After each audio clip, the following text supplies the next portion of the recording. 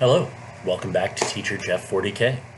So as I continue to replace my unit reviews and add some new ones to the units I'm looking at in the New Space Marine Codex, today I wanted to talk about the Vindicator. So this guy, in my last video, I'd spoken about the Vindicator as a relatively cheap tank option, but it only really has one gun. So is it worth taking a tank, a full unit, at 120 something points just for the one gun? And as of the most recent codex, the answer is yes, for a variety of reasons. So let's have a look at why the Vindicator tank, at least in my opinion, is a solid option for a couple of reasons. So let's get started. Pull the codex up over here and we'll have a look. We'll just start with the stat line. So we'll start with what this guy has got going for it. So it's got movement 10, so it's a little slower than most tanks, but you'll see why in a second. Weapon skill 6, again, like all vehicles, it doesn't hit very hard in close combat, or very effectively. Ballistic skill 3+ to start. That, of course, will get degraded along with the movement and the number of attacks in close combat. Strength 6, toughness 8. So this is where one of the little stats where this guy really shines. Toughness 8. It's a very, very good number. Typically, battle tanks, transports, other things in the Space Marine Codex that are of similar size, style, shape, what have you, are toughness 7. Now, it's only one number difference, but it really does make all the difference. Toughness 8 is in a magical place where it's quite a bit more difficult for dedicated anti-tank firepower to hurt you, barring certain things. So strength 9 isn't really going to have any issues. But there's a lot of stuff along the lines of meltaguns, missile launchers. They're going to have a struggle now with a Vindicator, because the Vindicator's toughness 8, melta-weaponry, and missile launchers are strength 8, so they'll only wound it on 4s, which means it's half the time that it's going to get wounded. And then other stuff that fits that nice little niche in that mid-range that's really able to deal with infantry and also tanks, things like autocannons, plasma weaponry, will struggle even more as they're only wounding on 5s. So it makes the tank a lot more resilient. Having toughness 8 is really, really helpful. And it's more helpful than you would think, just going from one toughness up. Toughness 8, again, great little range to be in. There are a lot of dedicated weapons that are anti-tank that are strength 8. So it really is going to help you. Strength 9 is a rarity in terms of anti-tank firepower, at least. In terms of close combat, there's still some stuff that'll mess you up. But another thing, too, is that standard infantry firepower is usually around strength 4, which means at toughness 8, you double it. So they will only wound you on 6s with things like bolt guns or stubbers. A bunch of other stuff, too, is only going to wound it on 6s, which is really, really good. And then it's got a 3-up armor save like pretty much everything else in the Marine Codex. So good armor and good toughness are really this thing's strengths. You know, no invulnerable save, but that's okay. It's got a solid, tough, rugged profile. It's got 11 wounds, so enough staying power. And the Demolisher cannon has had a small improvement. So it used to be the Demolisher cannon was heavy D3 shots, unless you were targeting a unit that had 5 or more models in it. Now, it's simply heavy D6. No special proviso or no special circumstances where you get D6 shots. You always get D6 shots now. which is great. So it's still heavy, range 24, so it's still mid-range-ish. Strength 10, minus 3 AP, and D6 damage. So everything's the same, except for that you now get D6 shots instead of D3 shots. So, an outright improvement right away. Then, it also has Angels of Death, which is the umbrella rule in the new Space Marine Codex. This allows this tank to get a few bonus rules. Actually, quite a few good bonus rules. Number one, it'll get an extra attack when it's charged or if it does charge. That's not really a big deal because this thing only hits on 6s in close combat. You want it to shoot its scary gun. But it does get that extra attack, so hey, there's something, right? Don't forget that. I had an opponent of mine remind me of that the other day, and I thought, oh yeah, okay, 4 attacks when it gets charged. Nice. So, the Angels of Death also improves the tank by adding the combat doctrines.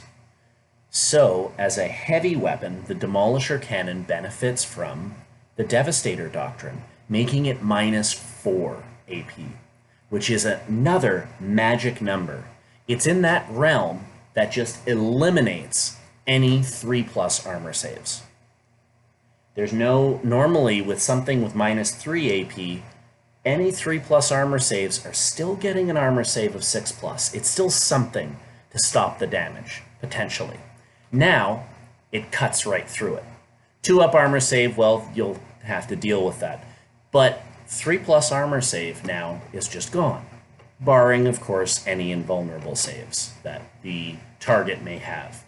But having that extra minus AP is real helpful, especially when you're hitting a tank of similar style, or let's say you're shooting at an Imperial Leman Russ. Now, suddenly, the Leman Russ doesn't get an armor save at all. So, quite good. There's that. And then, like all other vehicles in the Codex now, the Vindicator can get chapter tactics. And the points have remained the same. So, kit it out like this, which is pretty much almost the only way to kit it out, barring a hunter-killer missile. You get the cannon, which is a non-option, it just comes with it. And I always put a Stormbolter on it for extra little bit of firepower somewhere. It's only 2 points for extra shots. You can shoot it at something else. You can use it as extra Overwatch shots if this thing gets charged. It's not a bad little add-on for 2 points. So it's 127 points, but then all of these things got added to it. It got the extra AP deduction, which is fantastic, the extra attacks if it does get charged, and it now has access to chapter tactics. Just off the top of my head, Ultramarines, it can now back out and fire, which is huge. Means that an opponent who charges this will have to deal with this thing backing out, and then bang, it's going to get the cannon in the face, D6 shots. Or Salamanders, you're going to get a reroll. Or Iron Hands. Iron Hands I've seen as one of the best options for this, which is really, it kind of works out in favor of the Iron Hands in that they like their vehicles, you know, they like their armor, their machines, so it works. Iron Hands will, one, they'll just ignore wounds on 6s on an already tough vehicle. It'll be able to overwatch on 5s, which is scary as hell now that it's got D6 shots instead of D3. And if you've added the Stormbolter, you got an extra couple of shots moving in there. And the damage bracket. That's the beauty of the Iron Hands chapter tactic, is that for vehicles like this, it makes their effectiveness last longer than other armies. So the way it works is, like many other vehicles, or all other vehicles or monsters that are 10 wounds and above, there is a damage bracket. So that means that we're going to have degradation. So between 6 and 11 wounds, it's at its best profile. It's hitting on a 3+. The movement's 10 inches, and it's got 3 attacks. But then at 5 wounds and below, it starts to degrade. So as it degrades, the ballistic skill gets worse, the number of attacks doesn't really matter, but the number of attacks gets worse, and the movement is cut in half to 5-inch movement now. But with the iron hands, you count as having double the wounds for the purposes of the damage chart. So that means at 5 wounds, this guy counts as having 10 wounds, which puts it at its top bracket. Even at 3 wounds, it counts as having 6, which still puts it in its top bracket. So that means the effectiveness of this thing remains a lot longer with Iron Hands chapter tactics. And then, of course, you've got a myriad of other tactics as well. You've got Raven Guard that allow it to get a cover save a little farther out. And then, of course, all the other ones that you've got from the successor chapter tactics and the special doctrine bonuses that each major chapter are now getting. So it makes the Vindicator a very solid option. Now, I don't necessarily count on this gun to be doing too much damage in each game. Yes, it's a very strong weapon, the AP is fantastic, but it's one gun, and it's D6 shots each turn. So this could easily turn on you. You could get one shot and you could miss that shot. Or you could get a couple shots, maybe something goes off and you kill one member of some squad. That doesn't seem worth it for the points you're investing in it. But what you're investing in is effectively what people used to call the distraction Carnifex, which was something that is, you can kind of bowl up the field. Your opponent really has to deal with it because it is dangerous. It's very dangerous. It could potentially whiff and do no shots, but it's a big, scary vehicle with a big, scary gun that has the potential to damage pretty much anything and really damage it.